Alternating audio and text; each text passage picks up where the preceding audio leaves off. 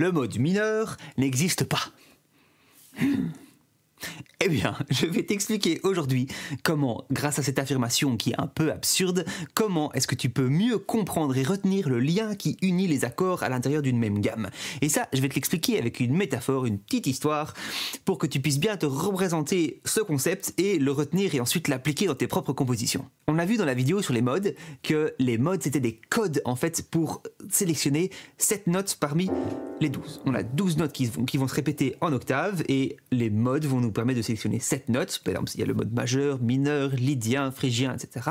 Et si je prends par exemple le mode majeur à partir de Do, que j'applique le code, eh bien je sélectionne ces notes-là. Si j'applique le mode majeur à partir de mi bémol, je vais sélectionner ces notes-là, etc. Donc voilà, c'est un mode de sélection. Et à partir de ces 7 notes de notre gamme, on va créer 7 accords. Et ça va être les degrés en fait. On va les écrire en chiffres romains et en majuscules pour les accords majeurs et en minuscules pour les accords mineurs. Et puis on va mettre un petit rond à côté pour les accords diminués. Différents degrés les uns après les autres, c'est ce qu'on appelle une succession d'accords. On pourrait par exemple dire 1, 3, 4. Et donc en Do majeur, ça va être le 1, le 3, le 4. Et si je joue ce 1, 3, 4 dans une autre tonalité, par exemple en mi bémol majeur, je vais avoir des accords différents, mais le ressenti sera le même parce que la relation entre les accords et la relation entre les rapports entre les tons et demi-tons sont les mêmes. On a tout transposé. Et donc, par exemple, on va faire...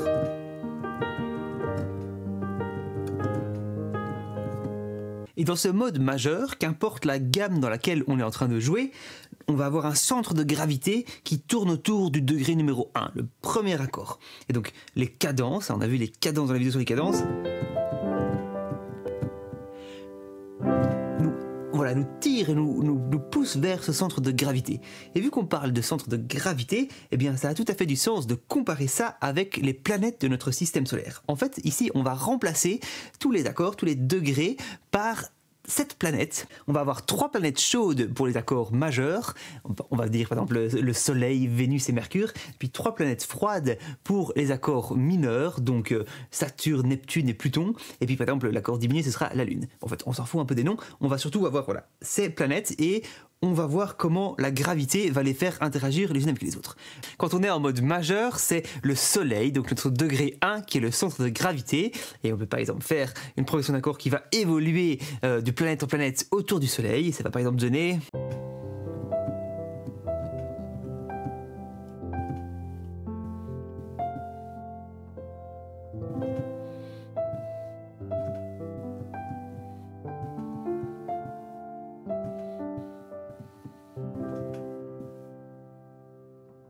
Et je peux aussi commencer ma série d'accords sur un autre accord que le degré numéro 1, tout en restant dans ce système solaire-là. C'est-à-dire qu'on va encore avoir l'impression, par exemple ici en Do majeur, que Do est mon centre tonal, mais ma série d'accords va commencer avec, par exemple, un Fa, un degré numéro 4, sauf que, grâce aux cadences et à la programmation, on va dire, de notre cerveau, on va quand même avoir l'impression qu'on est en Do majeur. Regarde, je te montre.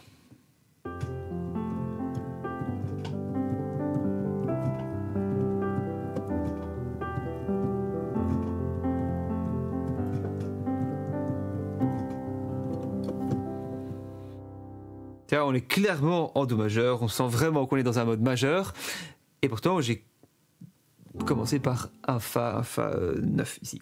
Maintenant, essayons de faire en sorte que ça soit Pluton, qui soit le centre de gravité musicale, et donc je vais essayer de faire une série d'accords pour que on ait l'impression que le dernier accord que j'ai envie de faire, c'est Pluton et pas le Soleil, mais je vais utiliser les mêmes accords, je vais juste pas les jouer dans le même ordre. C'est parti.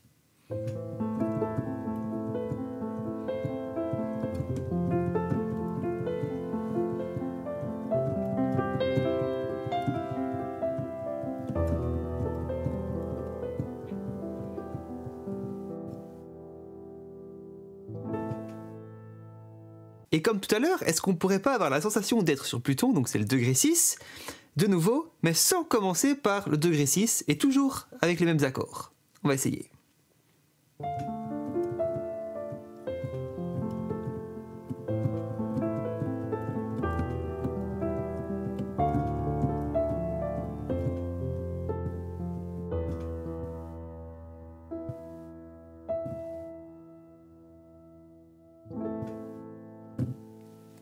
clairement, on sent le centre de gravité qui est juste là. Et on va faire un dernier exemple avant que je t'explique pourquoi le mode mineur n'existe pas. Et on va commencer en étant sur Pluton, donc sur le degré 6, mais on va finir avec un centre de gravité qui donne tout à fait l'impression qu'on est sur le Soleil. Donc le degré 1, c'est parti.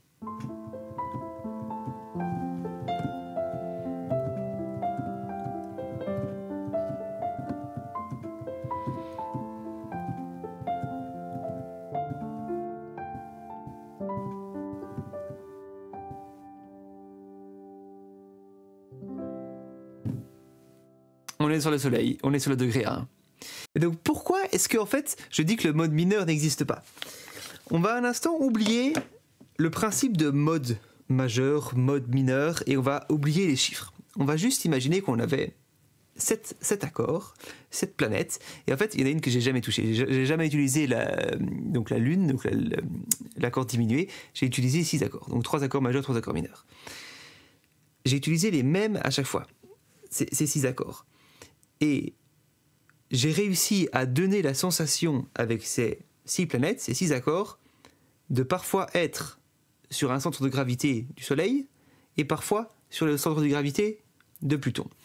Et donc ça va être en gros, j'ai donné la sensation que mon centre de gravité était soit sur Do, soit sur La mineure. Et j'ai réussi à le faire en commençant de La mineure ou de Do, mais également en commençant d'autres accords. J'ai commencé de Fa, on est arrivé sur Do, j'ai commencé de Ré mineur, on est arrivé sur La mineure, et j'ai même réussi à commencer de La mineure et à finir sur Do majeur. Et donc, ça veut dire que cette sensation de se dire « Ok, on est en majeur ou on est en mineur », elle dépend pas en fait de ton premier accord. Et en fait, elle dépend même pas de si tu as décidé que ça c'était ton centre de gravité. Et que tu te dis « Ah, arbitrairement, non, ça c'est mon centre de gravité ». Non, en fait, ce qui s'est passé, c'est l'enchaînement des accords et donc les cadences, hein, on revient à chaque fois cadence, mais c'est les tensions que tu vas réussir à créer d'un accord à l'autre qui vont dicter en fait si tu es en majeur ou en mineur. Mais donc, quand on compte les degrés et quand on dit pas les planètes, évidemment, il n'y a pas les planètes en musique, on va juste dire des chiffres. Et donc on donne ces chiffres, 1, 2, 3, 4, 5, 6, 7. Et donc là c'est bien, il faut bien leur donner un nom, on les nomme, on a nos 7 degrés.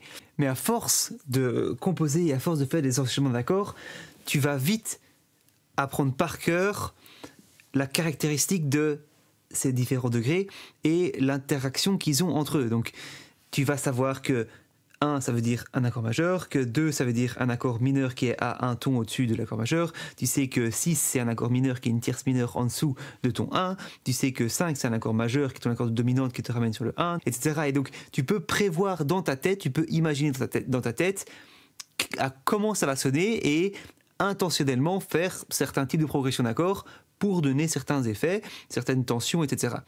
Et donc, c'est un peu comme si dans ma tête, j'avais ces planètes et je suis en train de les mettre dans l'ordre que je veux et j'arrive à créer mes tensions. Mais à l'académie et dans le bon solfège, il faudrait dire, si on est en mineur, on recommence à compter à partir de 1. Et donc on va mettre 1, 2, 3, 4, 5, 6, 7, sauf que cette fois-ci, notre 1, il est devenu mineur, notre 2, il est 2 diminué, notre 3, maintenant, il est majeur. Et donc si dans ta tête, tu as appris par cœur cette histoire d'interaction entre les accords, un peu comme avec les planètes, tu vas devoir complètement switcher ta référence au moment où tu commences à penser mineur, parce que tous ces accords ne sont plus du tout les mêmes, donc tu dois complètement inverser toutes les planètes dans ta tête.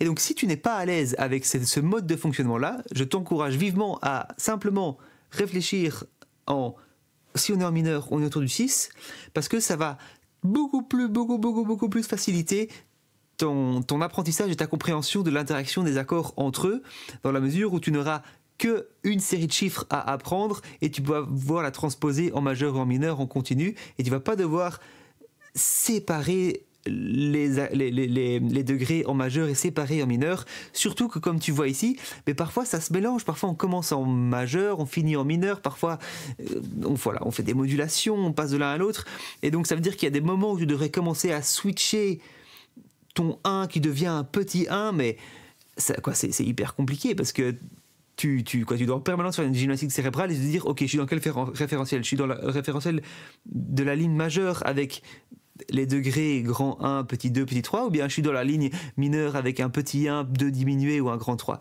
Et donc c'est pour ça que moi je réfléchis que en mineur avec un petit 6, quoi. Et je dis même pas petit 6 parce que pour moi 6 il est petit par défaut, il est mineur par défaut.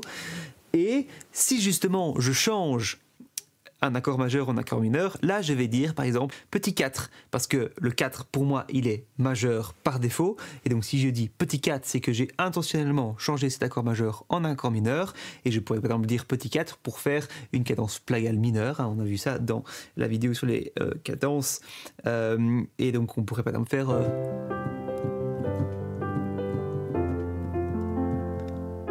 petit 4, grand 1.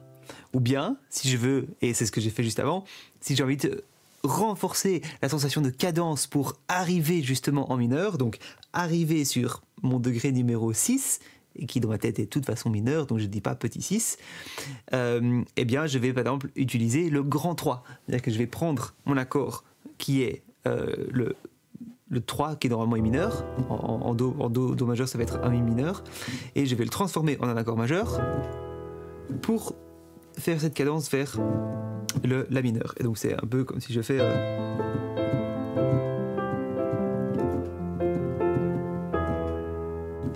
grand 3, 6 ou petit 1 si tu veux, mais tu vas dire petit ou tu vas juste dire 1 en te disant que dans ta tête t'es passé dans le switch du référentiel mineur. Donc voilà, c'est vrai que je pense que si tu es très à l'aise avec cette gymnastique cérébrale et que tu as appris comme ça, c'est très bien, continue, je t'en prie. Mais si tu fais partie des gens qui sont un peu autodidactes et qui n'ont pas encore bien, qui maîtrisent pas encore bien ça, moi je te conseille vivement de tout faire par rapport au référentiel de cette nomenclature des degrés majeurs et simplement de te dire voilà, on réfléchit avec des 6, avec le 6 comme notre centre de gravité quand tu es en mineur et simplement tu fais interagir ces mêmes accords.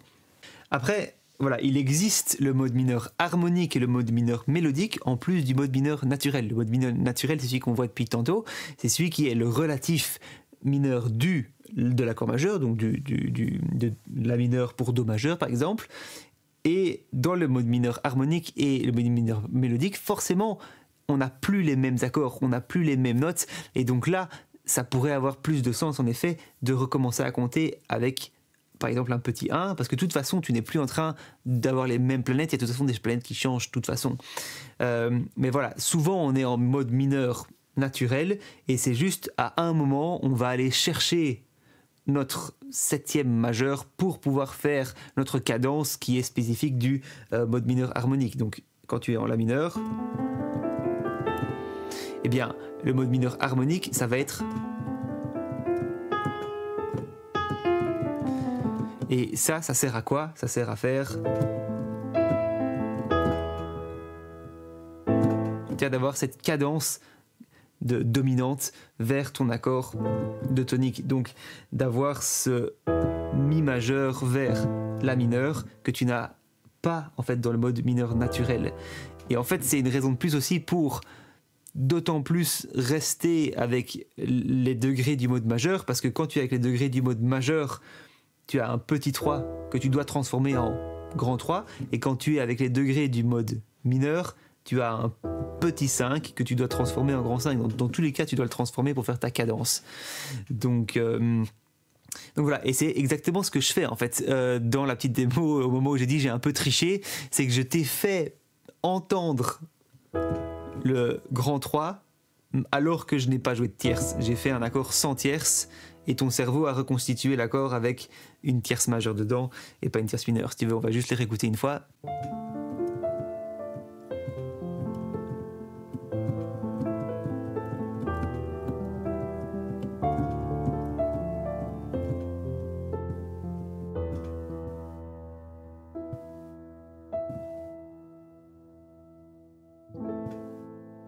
Tu vois, en fait, il n'y a pas de tierce quand je fais... C'est pas majeur ou mineur, mais en fait, t'entends... Tu n'entends pas. Enfin, bref, voilà. C'est le petit truc fun. Voilà, j'espère que tu as appris quelque chose. N'hésite pas à t'abonner. À la prochaine. Ciao, ciao.